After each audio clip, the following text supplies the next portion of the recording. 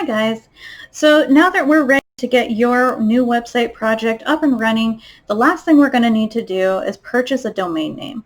And you can think of a domain name as kind of like the address. It's what people type in the top bar of the browser here in order to find your website. So in this case, it's something like google.com. So what we're going to do is we're going to use Google Domains to actually purchase a domain name, and then we're going to allow me permission to domain name.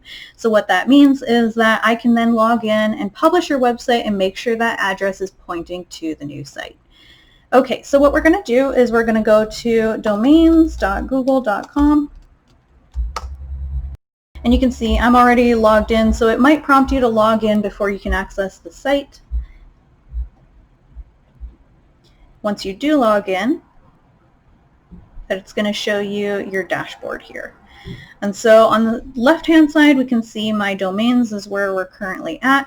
And if you don't already have a domain, this will probably just purchase a new one, but I have 2 domains under my account, and that's why these are showing up. So to purchase a new domain, we're going to press this button here, get a new domain, and whatever you want your domain name to be, we're going to do a search for that. And your first choice is not necessarily always going to be available. If it's something pretty generic, another company already own that domain, so you're going to want to find one that works for you. For example, I'm going to use one of my clients, the Cliffs at Princeville Resort, and so let's try to see what we can find that would work for them.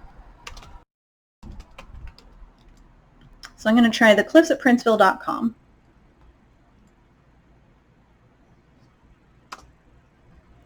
Okay, so when we search for it, it's going to show us all the available options. Apparently the Cliffs at Princeville.com is already registered, so this is when we would want to scroll down and find some different options. So we can see there are a few pretty okay ones. I think Cliffs Princeville would be a good one here. And you can see I've already added that to my cart. So whatever domain name you want to purchase, you're going to add that to your cart by pressing this little icon here. It's also going to show you the price as well. Usually they're around $12 a year, but it kind of depends. If it's a really popular domain or something that there's a lot of demand for, it might be higher than this. But $12 a year is pretty typical. So you're going to want to add it to your cart and then pull up your cart here. Okay, so we can see we have one item, that's our domain name right there at the top. We want to make sure that this privacy check mark is on and that auto renew is on. That way you don't have to every year. It's going to automatically bill whatever card you use to purchase it. Okay, and then as we scroll down, we can skip over this custom email with G Suite Basic. You can set that up if you'd like, but for the purposes of this tutorial, you don't have to do that. So we're just going to make sure that these 2 things are checked, and then we're going to press checkout, add in the billing information, and purchase. Now I'm not going to do this part because I don't actually want to purchase this domain, so I'm just going to skip ahead to your dashboard. Okay, so once you've purchased the domain, it's going to show up here in your dashboard, and you'll see there's a little manage button here, and that's what we're going to click on next. So you want to click on that manage button and make sure that you've selected the correct domain name that you just purchased. Up here on the top left, it shows you what domain you're currently looking at.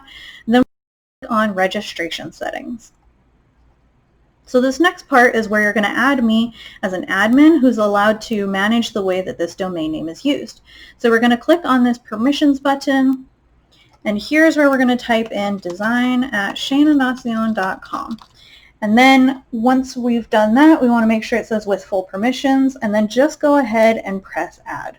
And so what this does is it allows me to access this domain name and make sure that your website is published there so that people can really easily find your new site. All right, so I will receive an email once you've set this up, and that'll allow me to go in and do my work. But if you have any questions, just send me an email. All right, thank you so much.